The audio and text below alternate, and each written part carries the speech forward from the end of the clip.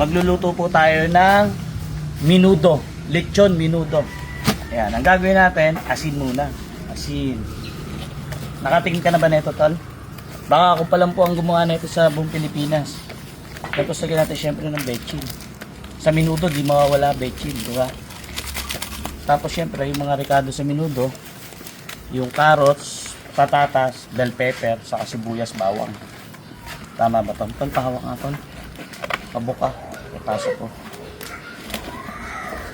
Sigurado kong masarap to. Sigurado rin ako lang gumawa nito. Tingin mo ako lang kaya? Oo, halos. Elio, tingin mo. Masarap to? Parang ano ah. Parang puno ah.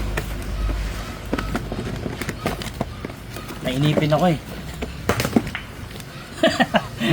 Diretso ano ah. Ayan. Siyempre hindi mawawala yung rino. Siyempre pag minudo dapat may rino. Oh, wow.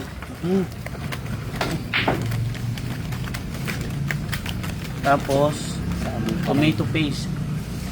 Amoy pa lang. Amoy pa lang ano na eh no. Nakakapigil.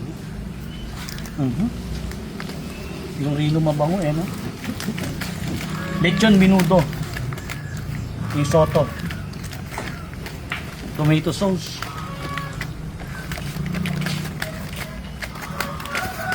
Sayang yung mga ricado.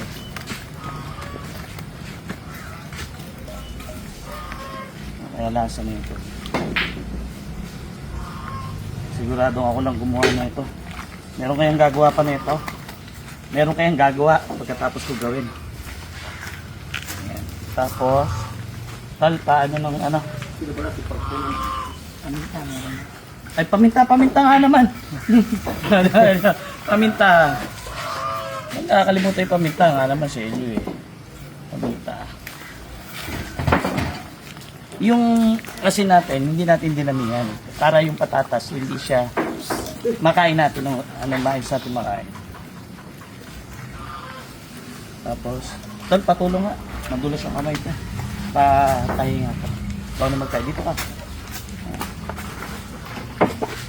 Yan pala, may hugas ang pala dyan eh.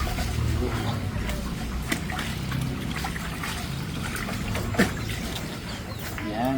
Ano natin tatayin? Ano kaya maging lasa nito, tol? Tingin mo.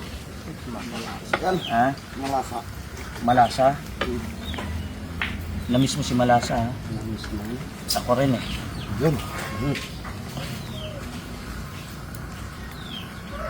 Importante makapal kasi baka sa sobrang ano ng ricado bigat eh maano yung ano wala maayos.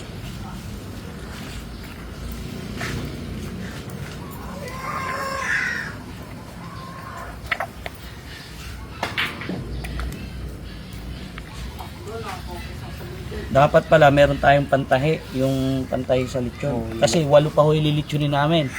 Ang susunod natin, nilaga. Tapos sunod, kaldereta. Tapos may kasunod pa, adobo. Adobo lechon. Pwede naman yun. Hindi naman tatanggiin eh. Alalaman naman natin kung masarap yun eh, pagka naluto na. Hindi natin malalaman yan, hindi natin natitikman.